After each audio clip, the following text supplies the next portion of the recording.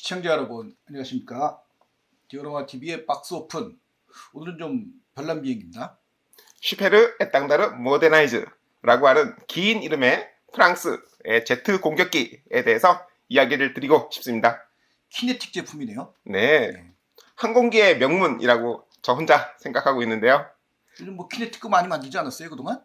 예전에는 굉장히 만들기 어려운, 매우 어려운 키트였는데 근래 2016년을 기점으로 해서 전에도 한번 소개해드렸듯이 키네틱이라는 회사가 제조 공장을 바꿈으로써 품질이 아주 크게 좋아졌기 때문에, 그리고 가성비도 있다고 생각을 해서 자주 만들고 그만큼 소개해드리고 있습니다. 이게 좋아지고 나서 나온 비행기인가요? 대략 그 시점에 걸쳐있는 비행기이기 때문에 네. 제작기에서도 한번 언급을 드리겠지만 약간의 흠이 있어요. 네. 하지만 가성비도 있고 또 무엇보다 제가 좋아하는 비행기라서 오늘의 주제로 올리게 되었습니다. 이게 어떤 비행기입니까?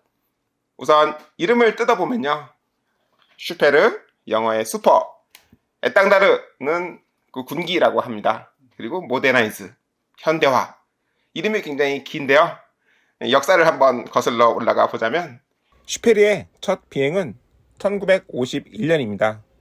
프랑스 공군은 마르셀 다소가 설계한 후텍 제트 전투기를 미스테르 2라는 이름으로 채용을 하고요, 이거를 초음속으로 개량한 미스테르 4를 전투폭격기로 다시 개량하면서 붙인 이름이 바로 슈페르 에땅다르입니다.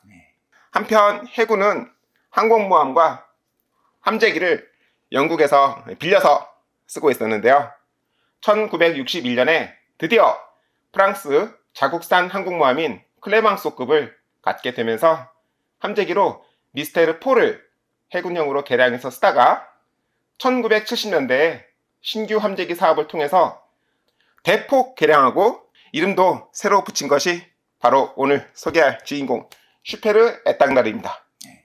이후 1990년대에 GPS를 이용한 항법 장치와 레이저 유도폭탄 등을 운용할 수 있게, 요즘 무장을 갖출 수 있게 한번 다시 개량을 하게 되면서 1990년대에 슈페르 에땅다르 모데나이즈가 됩니다.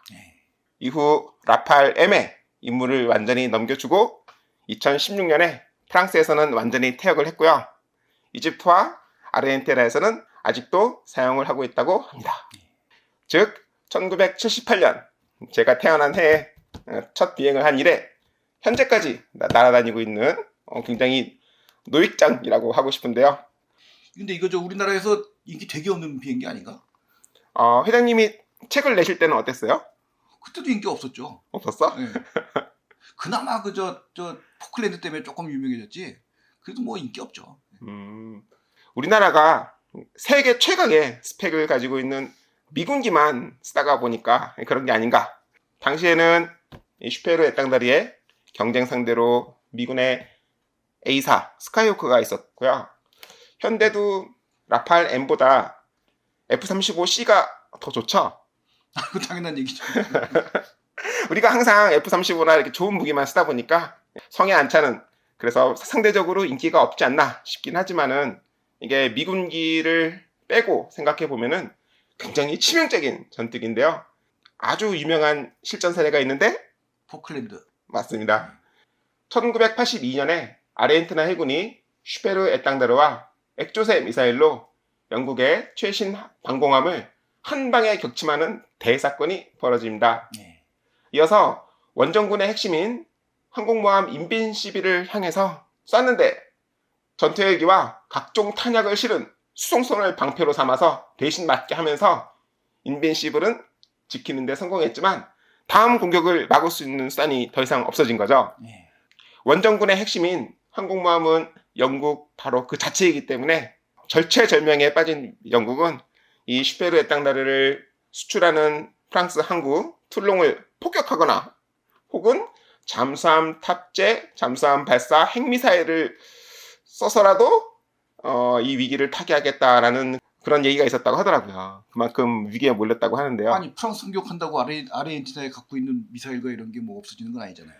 그때 아르헨티나가 갖고 있던 재고가 5발이라고 알려져 있는데 혹시라도 또 그거를 수출할까봐, 그만큼 인빈시비를 더 이상 방어할 수가 없게 됐으니까 그런 얘기가 나오지 않았나. 다시 이야기를 돌려서 그렇게 만약에 영국이 프랑스를 공격했더라면 유럽의 공동방위 나토는 무너졌을 거고 러시아, 그 당시에는 소련이죠. 소련의 영향력이 유럽을 삼켰을 테니까 굉장히 큰 역사를 바꿀 만한 대사건이었다. 저는 그렇게 생각을 합니다. 그건 전혀 있을 수 없는 얘기 같다. 당연히 이러한 활약에 우리나라도 액조세를 샀었고 덤으로 에어버스 여객기를 사오게 되는데 우리나라 대한항공에서 성공적으로 운항하면서 우리나라의 항공산업에 큰 발전을 하게 된 사건이었다. 나비 효과를 일으킨 그런 사건이었다. 그래서 오늘 만들어 보게 되었습니다. 자, 이거 만들어 보니까 어떻습니까? 우선 마킹은 프랑스 파리 테러 사건이 2015년에 있었거든요. 그래서 그 보복을 위해 샤말 작전이라고 하는 것에 동원된 그 마킹으로 우선 해봤는데요. 근데 왜 여기 액조세를 안 달았을까? 그때는 레이저 유도 폭탄을 통한 지상군 지원 작전이었기 때문에 그런데요. 제 키트에는 이렇게 액조세가 2발 다 들어있고요. 굉장히 큽니다. 요즘 하프는 더 커요. 네. 그래서 액조세 2발도 들어있고 항공 정찰 포드랑 공중구비 포드 뭐 각종 장비가 다 들어있는데 해당들이의 주무장 중에 하나인 핵폭탄은 안 들어있어요. 네. 핵폭탄은 프랑스 제조사인 LR제에 들어있는데 LR 비행기는 이제 워낙 오래되다 보니까 만들고 싶지는 않더라고요.